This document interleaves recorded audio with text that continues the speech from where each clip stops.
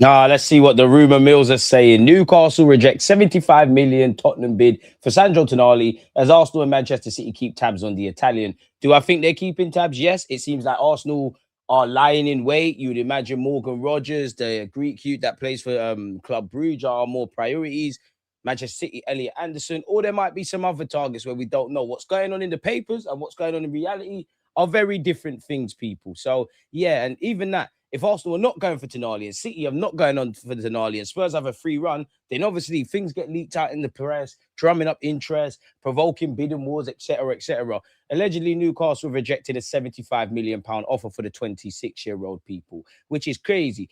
Again, if you've got a Tonali, if you've got an Adam Wharton, if you've got a Morgan Rogers, if you've got a Morgan Gibbs-White potentially, you got to have 60, 70, all the way to 100 million, or you can't get these guys. You either find them before they end up at whatever club they're at, and these asking prices of that, or you get where I'm going in it. So you either pay the asking price, prepared to do battle in that regards, or find them before things happen.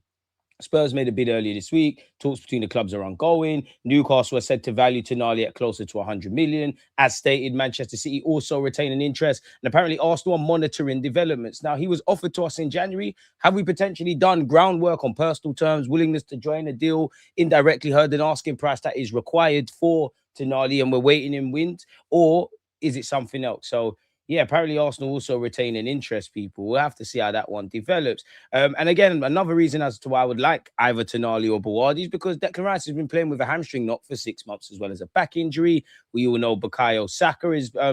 apologies there. Bukayo Saka's been having to manage his minutes and training carefully. The same goes for William Saliba with France. And Algerian Timber misses out the World Cup.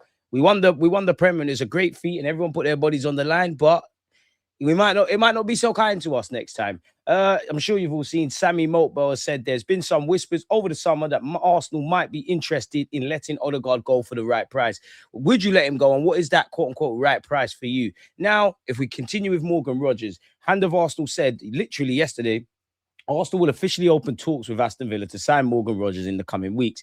There's a real willingness from the English champions to get a deal done at a reasonable price. Fee will be key. Personal terms are not an issue at all. The Mail Sport has said that the Aston Villa owner Nassif Shawiris, forgive me for mispronunciation, is determined to ignore all interest in Morgan Rogers unless he receives offers well above 100 million. Now, I don't think you're going to get well above. You might get 105, 110, maybe 120 as it states there. But while this might pour cold water, it tells us two things. Rodgers, from what we're told, is open to joining Arsenal. Arsenal like him. Personal terms are not a thing.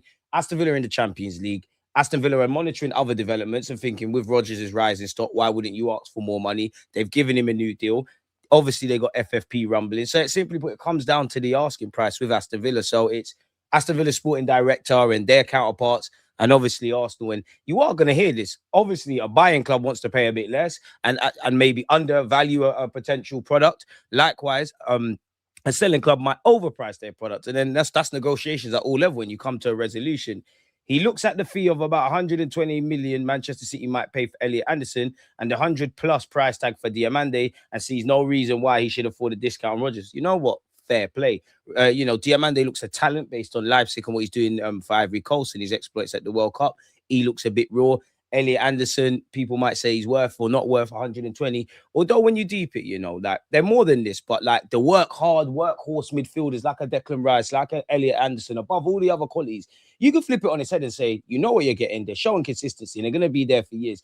You could actually argue that is, obviously the money's crazy, but you could actually argue that is probably less of a risk than spending it on the Maverick talents because attackers don't always bang people. So, yeah, it'd be interesting.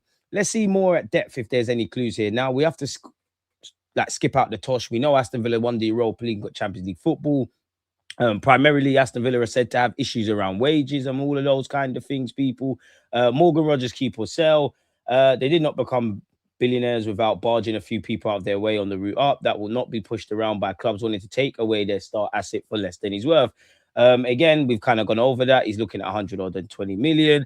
Arsenal and Chelsea admire Rogers and believe he's gettable, but it would surely stick in the throat for Villa to sell to Chelsea, who may not even compete in Europe next season. And, Chelsea have been aggressively linked with him, if I'm completely honest with you. So they might have to sell to buy, essentially, people. Arsenal are willing to sell Martinelli. What does that mean? Arsenal are willing to sell Martinelli, and he's obviously a fan with Emery. They do need a left winger. If that's something they'll look at, why not? They have been linked with Harry Wilson. Telemans has been linked with a move away. Emi Martinez has been linked with a move away.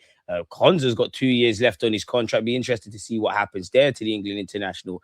Long story short, where Wanyeri is concerned, Sammy Maltbell believes there's a will to listen to offers from Arsenal, and they believe he wants regular football. I think we all unfortunately know where that could go. Sammy Maltbell has basically said here he would be surprised Arsenal signed both Morgan Rogers and Bicola, although those are two areas and players we need, but don't rule it out.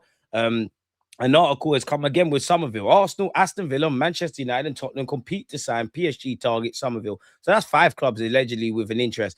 Now, being interested in a player doesn't necessarily mean you're going to move for them overnight, but PSG are keen to add at least one attacker to their ranks this summer, as reported by Foot Mercato earlier this month, have set their sights on West Ham United Summerville. However, they may now have to contend with significant competition for the Dutchman, the publication now adds. West Ham are set to sell many of their key players this summer. Obviously, they've been relegated. Mateus Fernandes is attracting interest from PSG, and if you believe rumours, he's probably going to sign for Man United, another team that, going back to the Tonali stuff. The Dutchman could remain in the Premier League. Foot Mercato reports with the likes of Arsenal, Aston Villa, Manchester United, and Tottenham Hotspur all interested. PSG remain in the race, but other suitors have fallen by the wayside. At the start of summer, West Ham had a €50 million price tag, but his performances in the Netherlands FIFA World Cup opener has seen his value increase. As a result, AC Milan and AS Roma have dropped out the race to sign Summerville, so World Cup premiums. So once again, you know what? What is you lot's absolute maximum for Morgan Rogers? Is it 85? Is it 90? Is it 100? Is it 100 odd million quid? Could we potentially throw in some other players into the ring? Sammy Maltbell said, I expect there will be at least one high-profile departure at Arsenal. There is a focus on outgoings. Given the spend last summer, people will say we don't need to sell, but it's prudent to do so. We want to sell. There's a lot of players that are past it, respectfully, in terms of our journey, on big wages. The best run clubs sell assets at the right time. There's definitely an understanding of that at Arsenal. They need to be more proactive in at least listening to offers for their players, which is true. Now, high profile could be anybody in the first team. It wouldn't necessarily be the names they're ever linked with, but there will be that. Last year, they were led to believe Kai could depart. Now it's Odegaard. I make Van der Vaart, who talks a lot of crap, if I'm honest with you, as an ex-player. I make him right on this. A broken clock can be right twice a day. Ayo Boadi was not panicking when he got the ball in his own box. He was dribbling. He was passing at the right time. He's a typical Arsenal player, I have to say. Bring him to the carpet. Boadi or Tonali? Let me know in the comments. FC Michelin's technical director, Christian Kejer, said, we know that Arsenal have been looking into Dario Osario, 22. There are other clubs in the Premier League also looking into him. He has the full package, seen as the next Alexis Sanchez in Chile. Now, any attacker is going to be the next Alexis Sanchez in the same way a winger coming out from Brazil is the next Neymar, etc., etc. And he's going to prop up his talent in it. We have been linked with him before. You'd have to ask someone for more credible, points on the guy, but I wouldn't actually mind us scouting a lesser known name because really and truly, like even if we got Bacola, I'd be happy. I am starting to like Nico Williams again. Some people would say Leao or Rashford, this one. There isn't one that 100% convinces you in your heart of hearts. So I wouldn't, don't get twisted. If any of those names and others signed Bacola, I wouldn't be against it. But I'm actually not for us finding an unknown entity. I know you want proven and all of that kind of stuff, but half the players we're linked with today and you lot want today had to start somewhere. No doubt 12 months from now, there's players that we're not screaming and shouting about and we'll say the same. So it'd be interesting to see exactly what goes on, whether Odegaard will depart. Will we get Morgan Rogers? Will we get either Morgan Rogers or Bacola or both? Is there what's the other targets that we're not privy to the information?